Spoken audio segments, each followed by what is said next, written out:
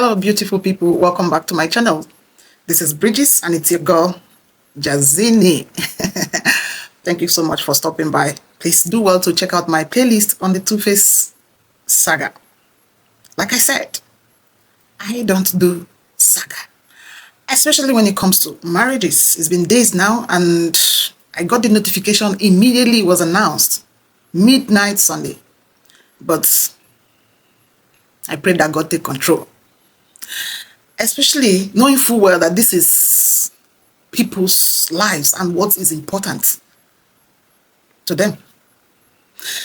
So, from my topic, you already know what I want to talk about.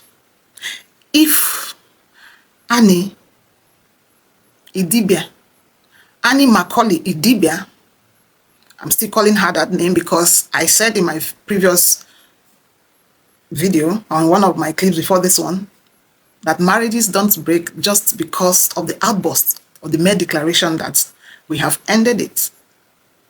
I will still explain in my next clip.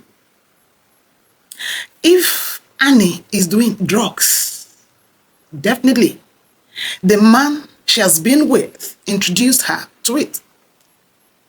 This is a girl, we know her history. She started out with this guy at the age of 15. What does a 15-year-old knows about drugs? These songsters, celebrity musicians, most times have access to these substances. So in this case, one can infer that TUFACE may have exposed her to drugs. I said exposed because they may not have necessarily told you to take drugs, but you may have stumbled into them with substances. You may have seen them hide it. You may have seen them under the influence. You may have seen them preach about how it helps them cope. You may have seen them send someone on an errand. You may have seen them codedly handling it somehow. You may have also seen them encourage you to try. So whichever form of exposure whoever is involved has had, the summary is that they were introduced to it by someone. It's always a close ally. So if Annie IDIBIA is actually doing drugs and is currently in the rehab as speculations are all over the place, TUFACE should go and back her and gather her. What happens most times is that the people that introduce you to drugs are not the actual victims of its wreckage. Somehow they are able to cope. Because more than 90% of the cases of drugs we have seen testify that it is this person that introduced me to drugs. And when you check out those people they are talking about, they seem to have it together. Whereas the secondary person is in ruins. So seeing them opiumize these things makes you vulnerable.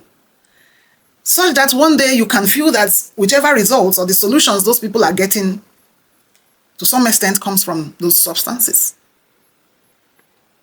And then you try. So hearing them praise these things make you vulnerable.